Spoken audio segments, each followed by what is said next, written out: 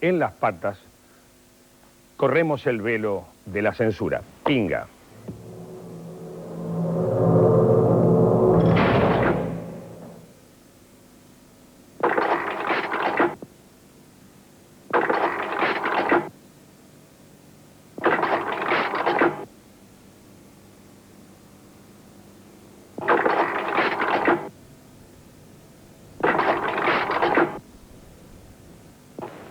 Hay dos cosas que yo conozco a fondo. Televisión y economía. Primero hice televisión. Después tuve que empezar a hacer economía porque la inflación era tan grande que los precios se presentaban en tres funciones: matiné, vermú y noche. Entonces compré aceptaciones y las cambié por bonos y por depósitos indexados y por depósitos a plazo fijo y por letras y por millones de papeles que llevaba de un lado para otro como un loco. Y me di cuenta que de la economía tiene que ocuparse lo que entiende más que uno, ¿no?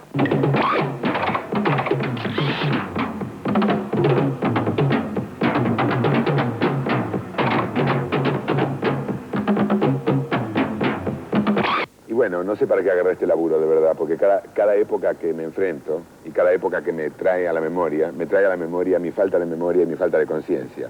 Pero bueno, nunca es tarde, cuando la conciencia es buena en todo caso. Yo tengo que rememorar que en el año 1973, el 23 de mayo, para ser más exactos, yo estreno un espectáculo, mi primer espectáculo unipersonal de Café con Ser. Eso llenó absolutamente toda mi vida. Un día más tarde asumía el poder Cámpora y el país entraba en un nuevo periodo que al cabo de muy poco tiempo empezó a resquebrajarse.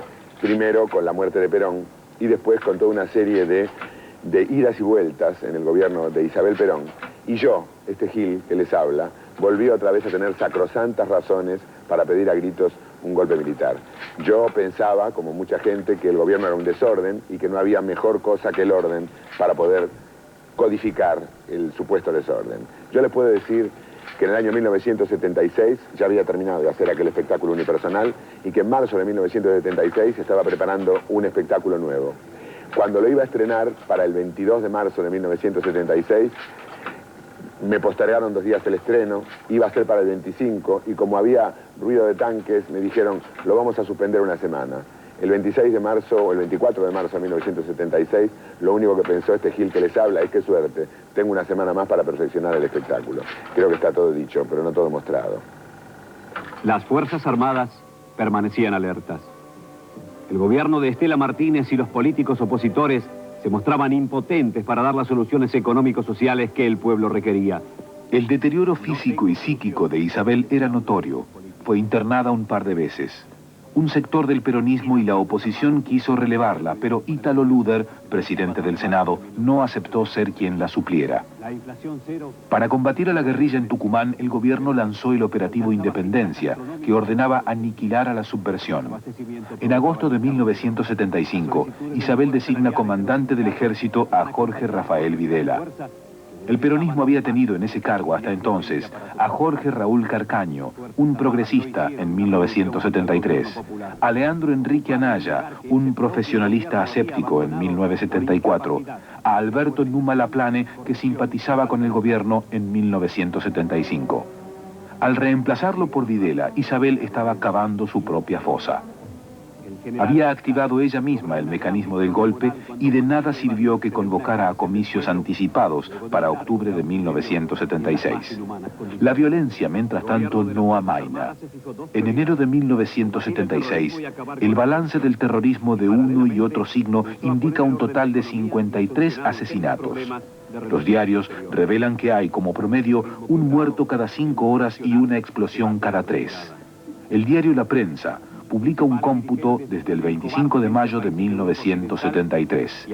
De las 1.358 víctimas que hubo desde entonces hasta 1976, 66 fueron militares, 236 policías provinciales, 34 policías federales, 677 civiles y 445 guerrilleros. Para Isabel, la cuenta regresiva culminó en la madrugada del 24 de marzo de 1976, cuando fue detenida. Estaría presa 5 años, 3 meses y 9 días antes de marcharse a España en junio de 1981. 1976. ¿Usted dónde estaba? Probablemente de vacaciones, a finales de febrero y a comienzos de marzo. ¿Usted se lo veía venir, el golpe? La mayoría de la gente lo veía venir. Pero los argentinos somos muchos de decir, esto se veía venir y en realidad no veo venir ni el colectivo. Así nos va.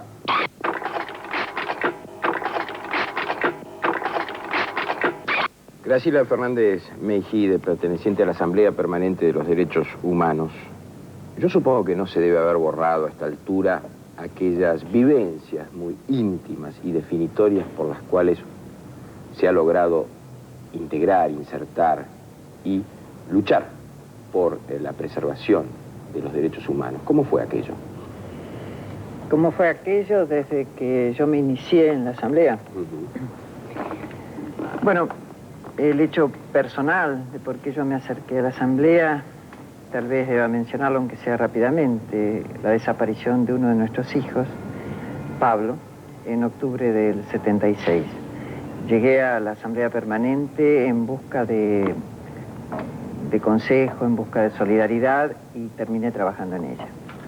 Desde luego que antes había habido otras vivencias, la más dolorosa y crítica, la desaparición de Pablo, pero yo diría que desde el 75 había en nuestra familia una preocupación muy grande por el accionar de las 3A.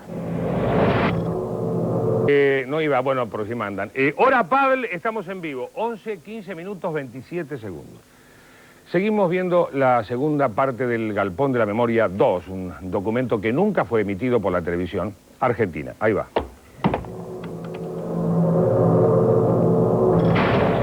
Cuando entré a trabajar en la Asamblea encontré gente solidaria, otros que, igual que yo, tenían a alguien desaparecido, y la sensación que tenía en ese momento es que yo vivía como en otro país, de que lo que conocíamos en la Asamblea, como en otros organismos, de las denuncias sobre desapariciones, sobre asesinatos, sobre presos políticos, no era compartido por el resto de la sociedad. Yo a veces salía a la noche tarde de ese local y me preguntaba, ¿qué está pensando esta gente?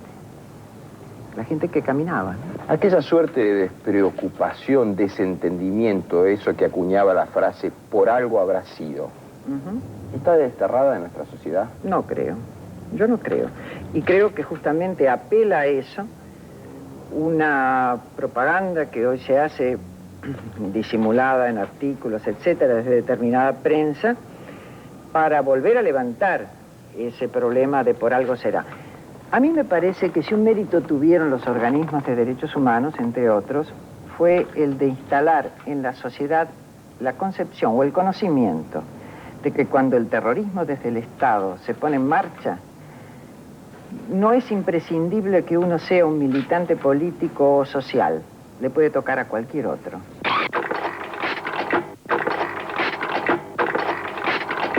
Vayamos por partes, doctor Alemán. ¿Usted cree que podrían haber llevado adelante ese proyecto económico si no hubiese colateralmente actuado una feroz represión como la que hubo en aquel entonces? Yo creo que la represión no fue tan feroz. Hubo una guerra, punto. Eso corre por cuerda separada. ¿Que lo desvincula el proyecto económico del proyecto político? Totalmente, sí, totalmente. Es decir, por una parte... Me extraña que un economista diga eso. Sí. No. Por supuesto que las cuestiones económicas son políticas, pero están desvinculadas de esto. Es decir, aquí había una guerra contra el terrorismo. Y hablo de guerra porque los terroristas mismos siempre hablaron de guerra subversiva. Después, cuando les fue mal, dejaron de hablar de guerra. Pero si no, en todos los comunicados de ellos se habla de guerra. Muy bien. Y esto, en fin, fue el objetivo básico del proceso. O sea, eliminar el terrorismo. Es decir, el proceso en sus documentos liminares establece claramente que el objetivo final es volver a la democracia y llevar a la Argentina a una democracia real, efectiva y que funcione. Pero no había plazos, doctor. Nunca se enunciaron plazos. No se enunciaron, pero el objetivo estaba.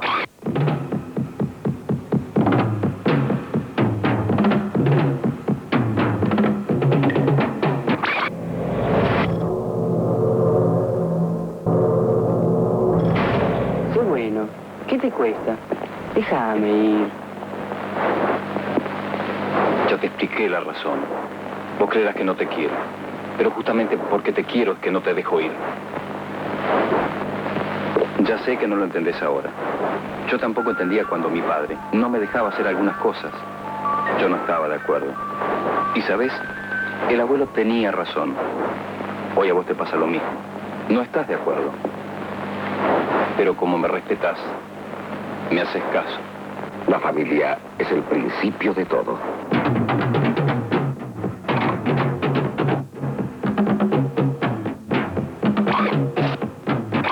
¿De qué nos olvidamos los argentinos, por ejemplo? ¿De qué nos olvidamos los seres humanos en general y de qué nos olvidamos los argentinos en particular? Yo personalmente te puedo decir que me he olvidado muchas veces de la Constitución porque nunca la supe. Al no saber la Constitución, y al no haberme la enseñado demasiado, y al no saberla yo, no sé mis obligaciones. Al no saber mis obligaciones, tampoco sé mis derechos. Y cuando a mí, en algunos regímenes dictatoriales que hemos tenido, me han hecho una especie de canje, yo me hago el gil con alguna de tus obligaciones, pero vas a hacer el gil con alguno de tus derechos. Me lo voy a enajenar, vos no cumplas con esto, yo no cumplo con el otro, quedamos a mano, y bueno, uno va quedando a mano y se va olvidando, por ejemplo, de sus derechos y de sus obligaciones.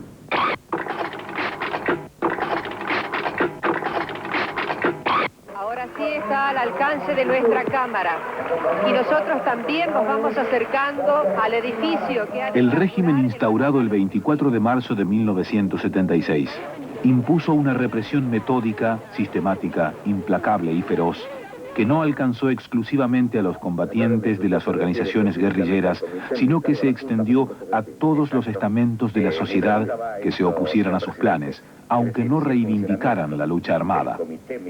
La desaparición forzada de personas y la sustitución de identidad de niños se institucionalizó. Fueron secuestrados y muertos delegados y activistas obreros, políticos, hombres de la cultura, estudiantes y sacerdotes. La guerrilla, por su parte, no permaneció inerme. Produjo atentados sangrientos y espectaculares, como el asesinato del general Cesáreo Cardoso, jefe de la Policía Federal, la voladura de la Secretaría de Planeamiento y la Superintendencia de Seguridad Federal, el asesinato de la hija del almirante Armando Lambruschini, Paula, de 15 años, y el del empresario Francisco Soldati, entre otros muchos. La acción subversiva estaba ya casi neutralizada totalmente en 1978. La dictadura se sintió en condiciones de que la Argentina fuese sede del Campeonato Mundial de Fútbol, aunque con extraordinarias medidas de seguridad. El triunfo deportivo fue asimilado como una adhesión popular al régimen militar. Era la época de la campaña Los argentinos somos derechos y humanos, que con apoyo de casi toda la prensa nacional pretendía enfrentar a las denuncias que en ese sentido se formulaban en el exterior, motorizadas sobre todo por la organización Madres de Plaza de Mayo. El belicismo puso al país, también en 1978, a un paso de una guerra con Chile, evitada por la mediación papal. Martínez de Hoz tuvo su auge con la plata dulce, que les permitía a los privilegiados viajar al exterior y hacer célebre el DM2 porque lo permitía el dólar barato. Tras 5 años de gestión, quedó claro que había hambreado a los trabajadores, destruido el aparato productivo, fomentado una especulación escandalosa y contraído sin ninguna inversión positiva una portentosa deuda externa. Señora de Carlotto, a partir del 24 de marzo de 1976, usted vivió una situación muy particular. ¿Podría recordarla? Sí, no solamente yo, sino todo el país, porque ese día existe un golpe militar en la Argentina que desaloja un gobierno constitucional y comienza un periodo de terrorismo de Estado. Yo tenía 4 hijos, la mayor, Laura, era estudiante en la Universidad de La Plata, estudiaba la carrera de profesorado de Historia y tenía participación estudiantil en la Juventud Universitaria Peronista. Poco a poco fuimos viendo cómo de la legalidad en que hacían sus actividades estudiantiles fueron siendo reprimidos, perseguidos y desaparecidos. A mí recién este terror, este horror de la desaparición de un hijo me ocurre el 26 de noviembre de 1977. Rodolfo Hermida es realizador de televisión, de video, de cine. Estuvo detrás de las cámaras en programas como El Monitor Argentino y La Cápsula del Tiempo. Y fue director y guionista del Galpón de la Memoria. Ahora, Rodolfo, ¿cómo estás? ¿Qué tal? ¿Cómo te va? ¿Por qué crees que el Galpón molestó tanto en aquel momento? Y bueno, vos tratás de recordar, o que la gente recuerde, que estábamos en una época muy especial. Estábamos a escasos 20 días de las elecciones del 89. Veníamos, digamos, realmente de situaciones muy complicadas en términos de muy cercano a la dictadura militar. No se había revisado nunca en la televisión el asunto del golpe de Estado, sus implicancias, la desaparición de personas. Este programa, digamos, pegó muy fuerte el capítulo número 1, que esta era una miniserie dividida en 2 partes.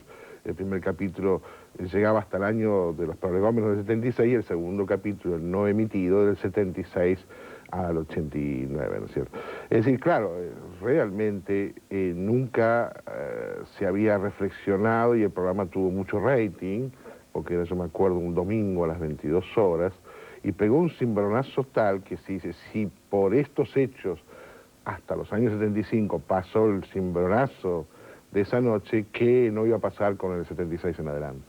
8 años después, ¿qué te provoca ver las imágenes de televisión abierta? No sé ni siquiera cómo las tienen, es una novedad. Ustedes realmente son habilidosos para conseguir las imágenes, porque yo soñé mucho con este programa, porque después de terminarlo, de editar, que lo edité el mismo lunes, como siempre, uno a la noche, desesperadamente, terminamos a la mañana temprano, del mismo día de emisión que iba a ser el lunes, a continuación del domingo, y por esas urgencias no sacamos copia de seguridad, y nunca más lo vi. Entonces durante varios años yo tenía mezclado por este asunto de la psicopercepción cuando uno edita. Yo digo, la puse la toma esa, no la puse. Es decir que varios años me anduvo rebobinando en la cabeza un programa fantástico. Como también fue un programa fantástico la gente que se le disparó en la placa el día lunes, porque el lunes a las 22 horas de repente apareció una placa que dice en honor a la pacificación nacional, no va al programa no va al programa, y por eso veremos Matrimonio y algo más. Me volvió, que es muy buena, muy buena. ¿Qué te pasó cuando te enteraste que iba su primera parte, todo bien? ¿Qué te pasó cuando te dijeron no va el programa? Me caí de culo en el asiento ahí, la clínica, así, Pinti dice que agarró hipotimia, a mí no sabía qué. Es decir, ¿qué pasa? Digo, algunos pensaban que era una joda, porque nosotros dentro del programa hacíamos unos chascarillos, una falsa cadena nacional, publicidad antigua, y algunos pensaban que era una joda. Bueno, Calvillo me encontró, que estaba en la casa de Pinti, y todos se cagaban de risa, qué bueno, salvo Pinti que estaba al borde. Que él sabía que no era eso. Que no era joda. Y de repente todos se pusieron serios y dicen, no, esto va en serio, ¿no? En los fragmentos que acabamos de ver se ve muchísimo, repetidamente, muchas veces, la palabra memoria. Cuando ahora lo ves a Chiche Helblum, ¿se te ocurre algo o no? Digo, ¿qué es eso? Bueno. ¿Te parece que hoy hay más espacio al margen? Hay más yo sé que le gustó mucho memoria. a Helblum ese programa. Hoy hay más espacio para la memoria. En esa época estábamos más comprimidos, más presionados, ¿no? Yo pienso que sí, está. Aparte, las declaraciones de hacer una analogía con lo que está sucediendo ahora en el presente con algún programita de que pasó por ahí el galpón de la memoria me parece desafortunada y me parece desigual. Este programa trata de indagar la injusticia, el horror de las dictaduras militares, de que fue un programa valiente, con todas sus limitaciones, y que también tuvo la limitación de la gente que sufrió. La autocensura es la más curiosa de las censuras. Esto fue un hecho de autocensura, en realidad. De alguna manera sí. De alguna manera sí. ¿Cómo se gestó yo desconozco como casualmente los entretelones nunca se van a saber de estas cosas. Nunca se sabe. Nunca se sabe. Es lo que pasó ahora también, ¿no? O sea, se dijo, claro, que se dijo, que se dijo. Se dijo, ¿no? Se dijo con una presión. Sí. Mucho circo y pocas nueces. Claro, pero es injusto para ir en este caso a la productora, Fundación Plural, que sería la víctima de la presión, tratarlo de ellos como culpable, porque en este país se invierte la relación. Es decir, ¿no? Es decir, que se violan a alguien y por algo lo ha sido, ¿no? Como decía la Mejide, ¿no? Se transforma enseguidamente como sospechoso. Entonces, inmediatamente con lo que pasó, en vez de decir quiénes eran los terribles que presionaban, dice, flojón, arrugaste, no lo viste. A mí mismo los medios me provocaban y decían, ¿por qué no haces declaraciones? Pero digo, ¿vos sos o te haces? Ya el quilombo que mandé con ese programa, me querés mandar al frente. Entonces, voy a quedar como el jamón del sándwich. Me tengo que pelear con el doctor Alfonsín, con los militares, con todo el mundo. ¿Por qué? Yo soy un realizador independiente. Mi película, mi posición está ahí. Tu pensamiento está ahí. Entonces, que los medios me ayuden a que la película se dé. Eso es lo que pasa. Bueno, lo que pasa es que también entramos en... yo tengo esta sensación de la fagocitación que hace de la cosa y de la vida la comunicación masiva, sobre todo la televisión, y uno entra de pronto. Pero el trabajo periodístico o el trabajo cinematográfico está ahí. Ese es el pensamiento del artista, ese es el pensamiento del periodista, y es eso. Cuando uno empieza a acotar y se mete en el círculo, lo que yo llamo el show, empieza a restarle al verdadero trabajo que hizo. Como zapatero a tu zapato. Seguro. Es la historia, ahí las cosas son más sencillas. Imagínate que igual este trabajo está dentro de un contexto, como salvando la distancia de lo que le pasó a Orson Welles con ese programa radial, cuando llegaban los marcianos, que estaban en un contexto de la invasión de Hitler, y entonces la gente se psicotizó, pensaban que venían los marcianos en serio. Veníamos de una dictadura, dura. De repente, ese programa en un contexto de 15, 20 días de elecciones, donde se rumoreaba que podía haber nuevo golpe de Estado, con fricciones de inestabilidad política. Entonces este programa trajo como un cimbronazo muy grande, muy espectacular. Un poco, algunos decían también la forma como estaba hecho este montaje rítmico, y un poco de ironía y humor de gaste a los militares, que eso irritó mucho. Rodolfo, de todas maneras, censuras son censuras. No hay programas mayores ni menores, ¿no? Es como la muerte. No, todos somos iguales y la censura siempre es censura. El refrán dice las mentiras, las patas. La mentira tiene patas cortas, las patas tienen mentiras largas. ¿Cómo son las patas de la mentira en dos palabras? Mirá, ¿qué sé yo cómo son las patas de la mentira? Esto es muy difícil, porque decir, yo me preocupo por la autocensura, porque últimamente, ¿sabes lo que dicen? Últimamente, como para aliviar la mano, dicen, no, eso fue un acto de autocensura. Pero es peligroso. ¿Sí quiere decir que autocensura es porque tenés que arrugar porque si no te cortan la cabeza? Entonces no es tan natural eso de la autocensura, porque entonces si cuanto más casos de autocensura hay, quiere decir que hay un poder que vos... Te está presionando, obviamente, está presionando a tal para que vos mundo no tengas poder de decisión y puedas decir yo digo lo que Pero quiero. lo peor es la paranoia, porque antes que te bajen la caña, vos decís, arrugo, flaco, yo quiero seguir estando en los medios, yo vivo de esto. Eso, el antecedente de la autocensura, cuanto más casos haya, mediatiza totalmente la posibilidad de tener libertad de palabra. ¿Me trajiste los anteojos? Sí, te los olvidaste en el estudio. Muchísimas gracias, me los olvidé en el estudio. Gracias.